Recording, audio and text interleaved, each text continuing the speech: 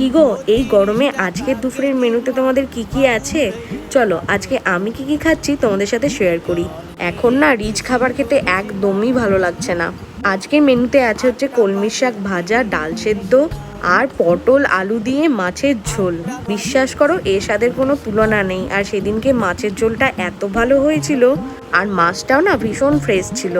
হঠাৎ করে আবার মা বলছে আচার আছে, আচার নিবি? গরম ভাত, মাছের ঝোল, ডাল সেদ্ধ, তার সাথে আচার।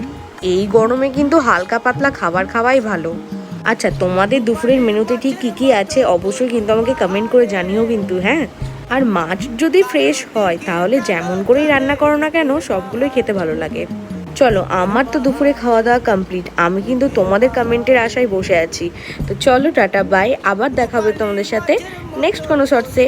আর এই ভিডিওটা যদি ভালো লেগে থাকে, মেনুটা যদি ভালো লেগে থাকে, তাহলে প্লিজ একটা লাইক করে দিও। বাই।